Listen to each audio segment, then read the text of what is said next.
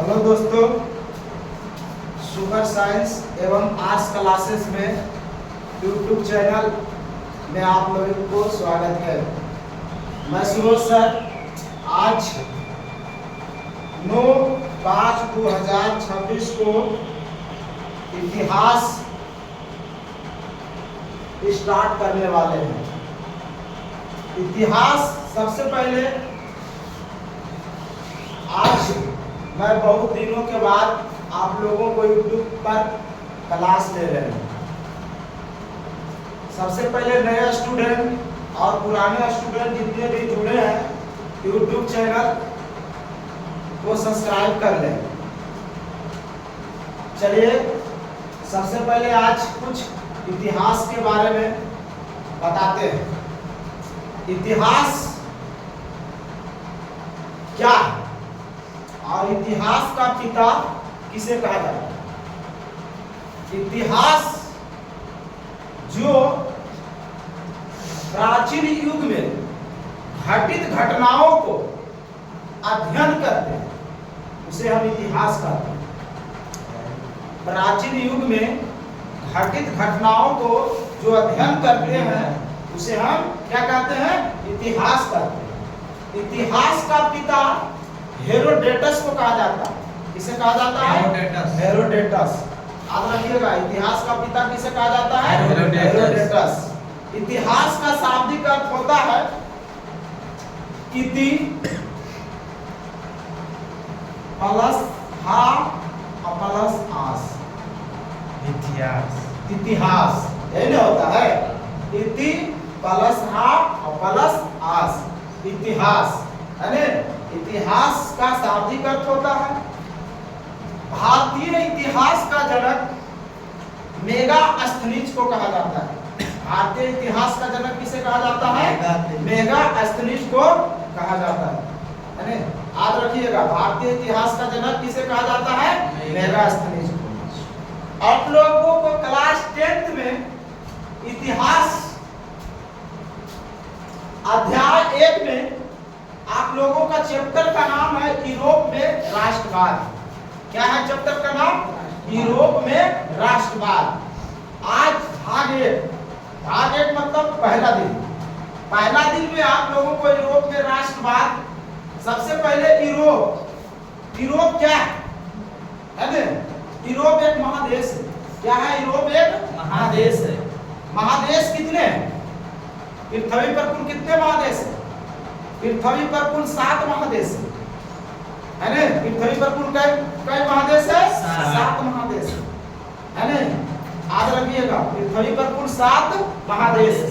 उसमें एक यूरोप महादेश भी शामिल है। उसमें क्या है? एक यूरोप महादेश भी शामिल है। चलिए सबसे पहले यूरोप महादेश के बारे में जानते हैं। यूरोप एक क्या है? महादेश है। याद रखिएगा, पूछेगा यूरोप क्या है? महादेश है। यूरोप क्या है? महादेश है ना? यूरोप महादेश में कौन कौन से देश आते हैं? है ना? यूरोप महादेश में कौन कौन से देश आते हैं? सबसे पहले इटली। यूरोप महादेश में कौन देश आते हैं? इटली। उसके बाद जर्मनी, उसके बाद ऑस्ट्रिया, उसके बाद पर्सा, उसके बाद रूस, उसके बाद ब्रिटेन, उसके बाद यूनान, उसके बाद पोलैंड, उसके बाद बोहेमिया है ना? ये सब देश यूरोप महादेश में आते हैं है ना? इटली महादेश। इटली देश की राजधानी कहाँ है? इटली की राजधानी कहाँ है? रोम। इटली की राजधानी कहाँ है? रोम है ना? उसके बाद आपको पूछेगा रूस। इस महादेश यूरोप महादेश के सबसे शक्तिशाली देश है ना? यूरोप महादेश के सबसे शक्तिशाली देश क्या है? रूस। जिसकी राजधानी कहाँ है? मॉस्को। रूस की राजधानी कहाँ है? मॉस्को। विश्व में सबसे ज्यादा हथियार रखते हैं रूस। हथियार मतलब जानता है ना? गोली बंदूक। हाँ, विश्व में सबसे ज्यादा हथियार रखते हैं कौन देश? रूस। याद रखिएगा। और सबसे शक्तिशाली देश अमेरिका। सबसे शक्तिशाली देश कौन है? अमेरिका। चलिए यहाँ तक तो समझ में आ गया होगा। यूरोप क्या है? यूरोप एक महादेश है। यूरोप महादेश में क्या क्या आता है? इटली, जर्मनी, ऑस्ट्रिया, पर्सा, रूस, यूनान, पोलैंड, बोहेमिया आदि। फिर से बोले हमारे साथ, यूरोप महादेश में कौन कौन से देश आते हैं? इटली, जर्मनी, ऑस्ट्रिया, फ्रांस, रूस, ब्रिटेन, यूनान, पोलैंड, बोहेमिया। चलिए, यूरोप महादेश खत्म। कोई दिक्कत? अब है राष्ट्रवाद। आपका चैप्टर के ही नाम है राष्ट्रवाद, है ना? क्या है? राष्ट्रवाद। चैप्टर का नाम है क्या? राष्ट्रवाद। यूरोप, तो यूरोप के बारे में बता दिए, है ना? उसके बाद क्या है? राष्ट्रवाद, है ना? तो राष्ट्रवाद क्या है? कहता है राष्ट्रवाद के प्रति, है ना? राष्ट्र के प्रति, राष्ट्रवाद किसे कहते हैं? VVI क्वेश्चन 2 नंबर में तो पक्का आता है। राष्ट्रवाद किसे कहते हैं? राष्ट्र के प्रति प्रेम भावना को, है ना? राष्ट्र के प्रति प्रेम भावना, है ना? उसी को हम क्या कहते हैं? राष्ट्रवाद। जिसके प्रति, राष्ट्र के प्रति क्या है? प्रेम भावना। राष्ट्र अपने देश के लिए मरने मिटने के लिए तैयार है। जैसे हमारे फौजी भाई रात दिन ड्यूटी करता है ना बॉर्डर पर जी, है ना? उसी को हम राष्ट्रवाद कहते हैं। आज हमारे देश के प्रति आते हैं और नेता लोग भी बोलता है कि हम भी देश के प्रति क्या है? राष्ट्रवाद है। लेकिन राष्ट्रवाद ये नहीं, जब कुछ आता है तो भागने की कोशिश करता है नेता लोग, है ना? यही है। चलिए, राष्ट्र के प्रति बोलिए, राष्ट्र के प्रति प्रेम भावना को राष्ट्रवाद कहते हैं। राष्ट्रवाद कहते हैं। राष्ट्र के प्रति प्रेम भावना को राष्ट्रवाद कहते हैं। राष्ट्रवाद कहते हैं। याद हो गया? चलिए, राष्ट्र के प्रति प्रेम भावना को राष्ट्र के प्रति प्रेम भावना को राष्ट्र के प्रति प्रेम भावना को राष्ट्रवाद कहते हैं। राष्ट्रवाद कहते हैं। चलिए, खत्म राष्ट्रवाद। अब कहता है राष्ट्रवाद एक ऐसी भावना है, क्या है? राष्ट्रवाद एक ऐसी भावना है जो किसी भौगोलिक, सांस्कृतिक, है ना? सांस्कृतिक, जैसे हमारी संस्कृति क्या है ना? हमारी संस्कृति क्या है? भौगोलिक, भौगोलिक मतलब हमारी सीमा कितना दूर है ना? भौगोलिक सीमा। सामाजिक, हमारा सामाजिक परिवेश क्या है? हमारे देश में हर धर्म के लोग, हिंदू, मुस्लिम, सिख, ईसाई, बौद्ध, जैन, है ना? हमारे देश में हर धर्म के मानने वाले, है ना? वही ने कहा है सामाजिक परिवेश में रहने वाले लोगों में एकता का वाहन है ना? सब यहाँ लोग क्या है? हिंदू, मुस्लिम, सिख, ईसाई सब मिलके क्या है? भाई की तरह रह रहा है, एकता बना के, है ना? अगर कोई दूसरे देश को इंडिया पर हमला करता है तो क्या करता है? खाली हिंदुए लोग मारता है कि मुस्लिम भी लोग मारता है उसको? वो सब मारता है, क्योंकि हम इंडियन है। क्या है? इंडियन है। फिल्म देखे हैं ना इंडियन वाला? क्या है? हम इंडियन है। राष्ट्र के प्रति प्रेम भावना है ना? चलिए आगे कहता है राष्ट्र एक ऐसी भावना है जो किसी भौगोलिक, संस्कृति या सामाजिक परिवेश में रहने वाले लोगों में एकता का वाहक बनती है। क्या बनती है? एकता की वाहक बनती है। उसी को हम क्या कहते हैं? राष्ट्रवाद। आ गया? राष्ट्रवाद एक ऐसी प्रति प्रेम भावना है जो देश के लिए क्या है? प्रेम भावना, उसी को राष्ट्रवाद कहते हैं। अगला क्वेश्चन है, यूरोप में क्या है? यूरोप, चैप्टर के नाम है यूरोप, है ना? यूरोप में राष्ट्रवाद के विकास में सहायक तत्व क्या है ना? आप लोग यूरोप महादेश में राष्ट्रवाद जब आया, पूछेगा राष्ट्रवाद सबसे पहले किस देश में आया? यूरोप महादेश में। किस देश में आया? यूरोप महादेश में। राष्ट्रवाद कहाँ से जन्म लिया? यूरोप महादेश में। वही कहता है यूरोप में राष्ट्रवाद के विकास में सहायक तत्व की कैसे विकास हुआ, है ना? इस तरह से, जैसे पहले है पुनर्जागरण के फलस्वरूप उत्पन्न परिस्थितियां, है ना? सबसे पहला पॉइंट की है पुनर्जागरण के फलस्वरूप उत्पन्न परिस्थितियां। जो पुनर्जागरण हुई उसके स्वरूप उत्पन्न परिस्थितियां हुई, है ना? पुनर्जागरण क्या है आगे बताएंगे, ठीक? उसके बाद कहता है 1789 ईस्वी के फ्रांसीसी क्रांति के आदर्श, है ना? 1789 के फ्रांसीसी क्रांति के आदर्श, है ना? उसका मुख्य कारण विकास के। उसके बाद है नेपोलियन का सैन्य अभियान, है ना? यूरोप में राष्ट्रवाद के नेपोलियन सबसे शक्तिशाली राष्ट्र, सबसे शक्तिशाली, है ना?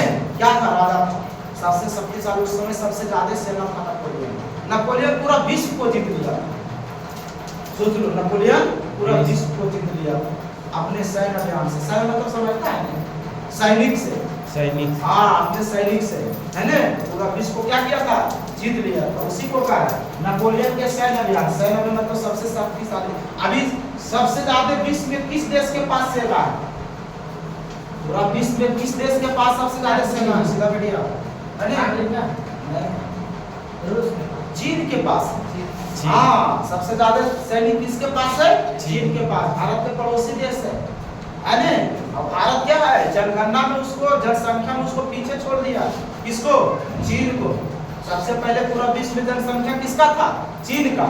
लेकिन अब जनगणना में उसको क्या किया है? पीछे छोड़ दिया। फिर जनगणना हो रहा है 2026 में, हो रहा है नहीं? घरे घर जनगणना चालू है।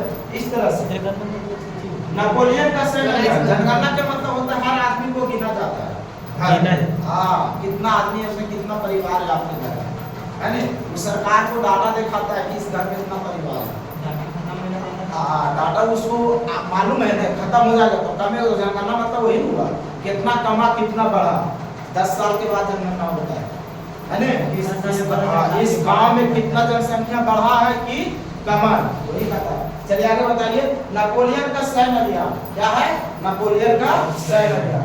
अगला है मेटरनिक की प्रतिक्रियावादी नीति। मेटरनिक, हाँ, नेपोलियन के बाद आया मेटरनिक। मेटरनिक की प्रतिक्रियावादी नीति आई। क्या आई? मेटरनिक की प्रतिक्रियावादी नीति। अगला है 1789 ईस्वी की फ्रांसीसी क्रांति के कारण क्या है? अगला क्वेश्चन है ना, ये बीबीआई क्वेश्चन है, बहुत पूछता है।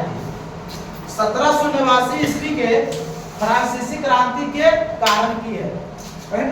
1789 में जो फ्रांसीसी क्रांति के कारण हुआ, उसका मुख्य कारण 3 वर्ग था। कई वर्ग? 3 वर्ग। समाज के 3 वर्ग है ना, समाज के 3 वर्ग।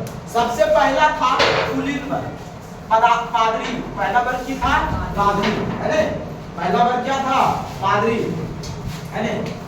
पहला वर्ग क्या था? पादरी। दूसरा था कुलीन है ना। अब तीसरा था निम्न वर्ग।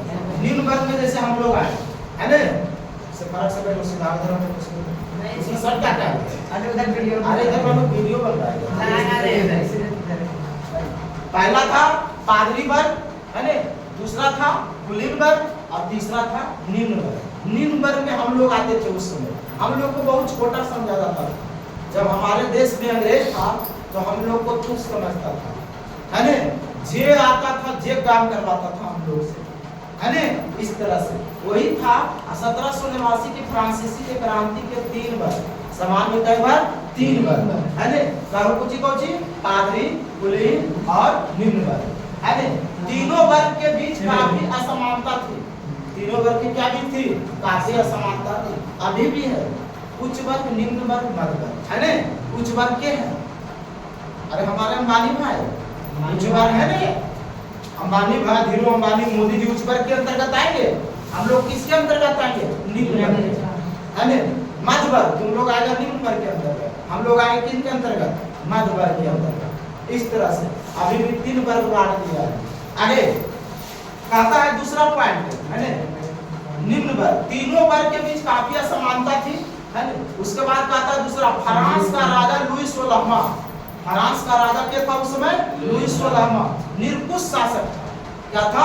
निरंकुश शासक। निरंकुश मतलब राजा बन गया तो कोई काम के नहीं है ना। जैसे अभी हमारे राज्य में, हमारे भारत राज्य में अधिकतर राज्य में बीजेपी के मुख्यमंत्री बन गया, कोई काम के हो। उसी तरह से निरंकुश शासक है, कोई काम नहीं करता है, सिर्फ क्या है? कुर्सी को हथियाए हुए बस है ना। इस तरह से फ्रांस के राजा लुई 16वां क्या था? निरंकुश शासक था। तीसरा पॉइंट है, फ्रांस के लोगों पर टैक्स का बोझ डाल दिया था हमारे मोदी जी है ना। भारत पर टैक्स के बोझ डाल दिया है ना।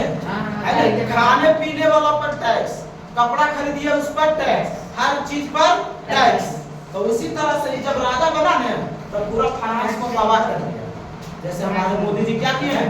आम जनता को क्या कर दिए हैं? तबाह कर दिए। सबका महीना लगता है 30 दिन के, लेकिन रिचार्ज वाला महीना लगता है 28 दिन। वाह, कैसा सरकार है ना। इसको क्या कहते हैं? आंधर सरकार। क्या कहेंगे? आंधर सरकार।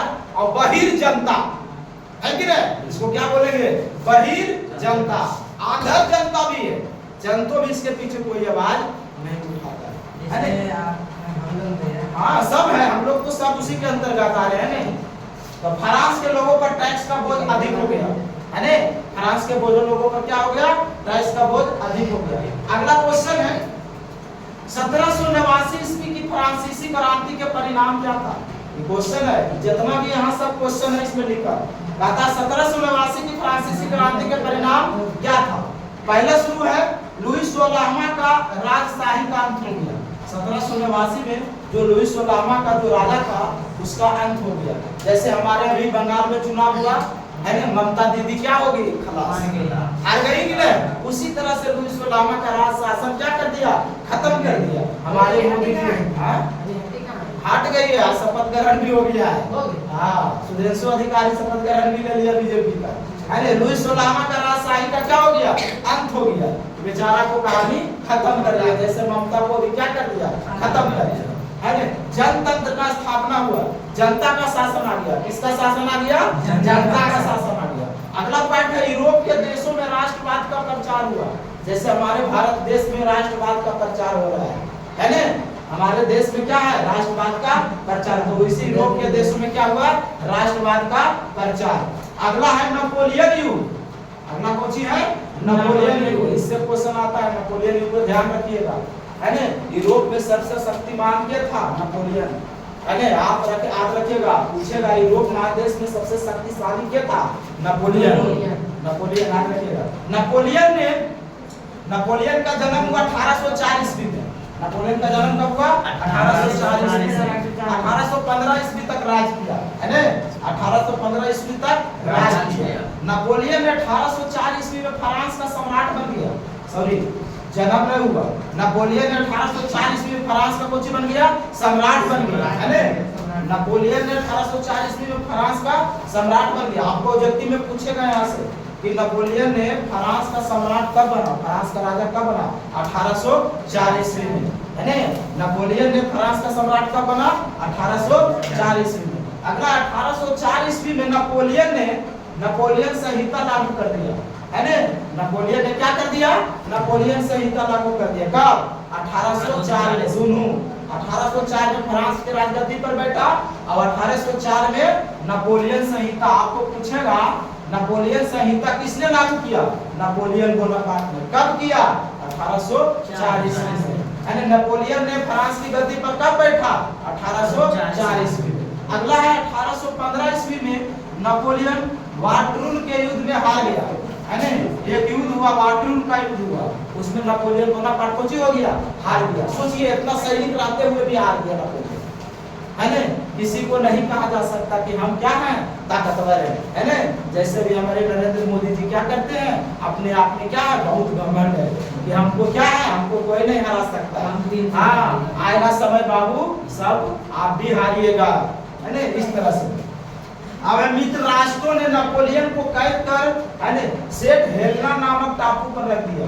मित्र राष्ट्रों ने नेपोलियन को कैद कर दिया। कैद मतलब कि कैदी बना के रख दिया। फिल्म में दिखाता है ना कैसे हीरो को पकड़ के कैदी नियन डाल देता है ना। इस तरह से, उसी तरह से नेपोलियन टापू पर रख दिया। याद रखिएगा कि नेपोलियन को किसने कैद कर लिया था है ना, सेंट हेलेना। क्या किया था कैद, सेंट हेलेना ने। कहाँ रख दिया था, है ना, टापू पर है ना, नेपोलियन टापू पर, जहां 1821 ईस्वी में नेपोलियन की मृत्यु हो गई। ले याद रखिएगा, नेपोलियन की मृत्यु कब हो गई, 1821 में। नेपोलियन की मृत्यु कब हुई, 1821 में। आपको ये बहुत इंपॉर्टेंट क्वेश्चन है, नेपोलियन की मृत्यु कब हुई, इस बार पूछ ले। याद रखिएगा, नेपोलियन की मृत्यु कब हुई, 1821 में। कहाँ, सेंट हेलेना में। सेंट हेलेना क्या है, टापू। टापू मतलब समझता है, हाँ, सुनाटा जगह। हाँ, सुनाटा जगह है ना। इस तरह से उसके बाद आएगा अगला, कल बताएंगे मेटरनिक युग। अगला क्या बताएंगे कल, मेटरनिक युग, 1815 से 1848 तक। चलिए खत्म कीजिए इसको।